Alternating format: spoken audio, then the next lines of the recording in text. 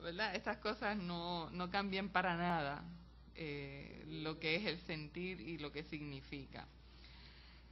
Bueno, eh, quizás algunos datitos le pueden ilustrar a ustedes. Miren, llega un momento en que esa búsqueda de la razón o ese elevar la razón a lo que es la fe lleva a las cosas más inauditas que ustedes se pueden imaginar. En Francia, cuando triunfa la famosa Revolución Francesa, ¿verdad? Todos estos pensadores de la Iluminación o de la Ilustración lo que dicen es, ok, ahora finalmente podemos sacar a Dios de los altares y vamos a llevar a la humanidad hacia unos fines más elevados, vamos a salir de toda esta superstición y esta ignorancia, y entonces no solamente aguillotinan a muchos sacerdotes que se niegan a renegar de la fe, sino que comienzan a hacer ceremonias. Igual que en el cristianismo uno se casa y hace pacto frente al Señor, pues después de que toma lugar esta revolución, entonces pretenden que la gente se case frente al altar de la razón, y literalmente en lugar de Dios se usa el término razón. Esto fue el fiasco más grande que ustedes se pueden imaginar, ¿verdad?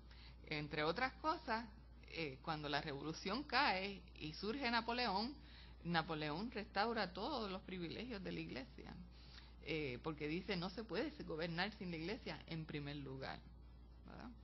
Eh, y al día de hoy eso sigue tan cierto como en ese momento, y de eso han pasado más de 2 siglos. Así que la cosa de llevar la razón, ¿verdad?, a sustituir la fe suprema de Dios en diferentes experimentos de la humanidad se ha hecho y no ha llevado a ninguna parte. De hecho, el comunismo trató de sustituir la fe. No hubo forma. La fe ha sobrevivido y con más fuerza, que es la cosa. En los países donde hay poca libertad religiosa, lo que hay es de repente un, ¿verdad?, clandestino, como en el caso de Pakistán que le hablé al principio. Es un increíble renacer, y con una fuerza que yo digo, yo veo eso y me muero de envidia. No quiero, ¿verdad?, no quiero pasar los malos ratos de la persecución ni del sufrimiento que viven, pero viven en un estado espiritual envidiable. Eso es vivir en el espíritu. Una cosa que lo terrenal, lo humano, es tan y tan secundario, eh, que nosotros todavía nos faltaría mucho para aprender de eso. Mucho. Eh, Va a tomar diferentes giros el deísmo. Por ejemplo, en Inglaterra y en los Estados Unidos nace una denominación que, no apunté el nombre, hermano, pero es universalismo. No tuvo mucha fuerza, pero sí, por ejemplo, la Universidad de Harvard en los Estados Unidos se convierte en el seminario de los universalistas, que eso es una universidad nacida, ¿verdad?, para la iglesia, dentro de la iglesia, para educar pastores, porque todas estas universidades, cuando nacen para educar pastores. Ese es el máximo objetivo de estas universidades, que se van expandiendo después, tú sabes, para incluir otras materias y otros campos, pero el universalismo fue una religión en los Estados Unidos. Y poco a poco, como vimos en una de las sesiones pasadas, el puritanismo va minando, primero el puritanismo, pero después entonces otras tendencias donde sencillamente se rechaza la educación, se rechaza la razón, y pues al día de hoy todavía estamos en esa, donde estamos tratando, ¿verdad?, dentro de la iglesia, tener un balance entre lo que es la experiencia y lo que es el conocimiento. Tener una sin rechazar la otra. Y siempre hay, ¿verdad?, una relación muy tensa entre una cosa y la otra. Mantener ese equilibrio de que aunque nos eduquemos y aunque sí adquiramos conocimiento, pero que no se muera ni se enflaquezca nuestra fe. Pues yo creo, hermanos, que ya terminamos. Si hay comentarios, si hay preguntas.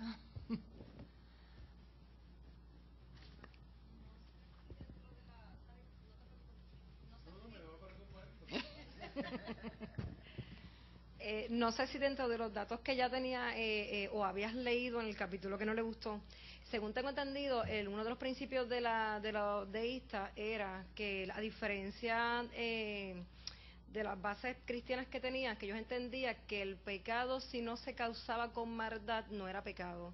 Y por eso ellos no encontraban la relación con el arrepentimiento. No sé si está dentro de los datos. Vuelve a repetirlo.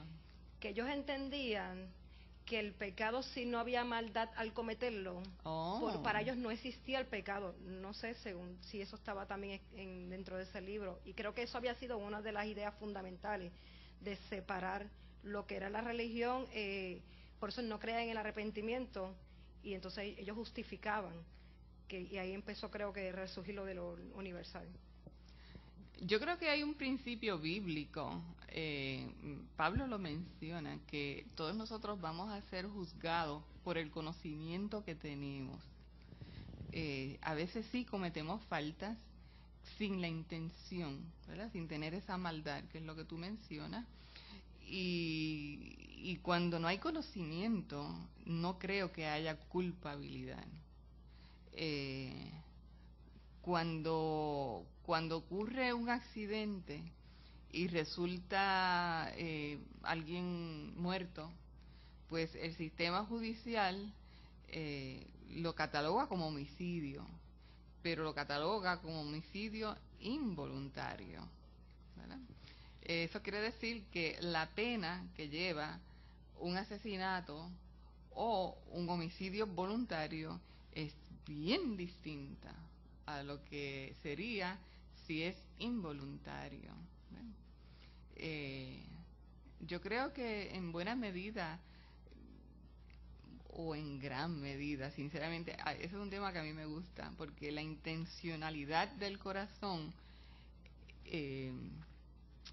es destacada en la Biblia, y en muchos pasajes ustedes deben recordar a Samuel cuando el Señor lo manda a ungir, ¿verdad?, la persona que va a ser monarca de Israel, y entonces hay una sentencia ahí que él dice: ustedes miran la apariencia, pero Dios mira el corazón.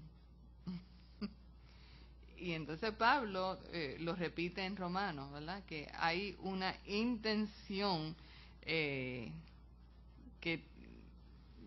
si no está presente, es como lo dice en Colosenses también, el amor cubre multitud de pecados. Nosotros a veces criando hijos que muchos errores cometemos, ¿verdad? Pero esos niños saben que son amados y saben que aun cuando nosotros cometamos un error, que los amamos. Y entonces, como somos humanos, pues tú sabes, una cosa cubre la otra. ¿Algún comentario, alguna pregunta? Pero fíjate que eso es bíblico también, me parece a mí, ¿verdad? Me parece a mí, podemos diferir, pero si ellos pensaban esto, yo creo que tiene base bíblica. ¿Algún comentario? Bueno, esperemos que el martes va a venir nuestro pastor. No, muy fuerte todavía. ¿Tampoco? Oh, Dios. Es muy fuerte todavía. Cuando venga no va a haber nadie. Porque el problema es que sin él no es igual. No, por aquí hay bueno. Gracias. Está bueno. Bueno, pues volvemos el martes, si Dios permite. Amén.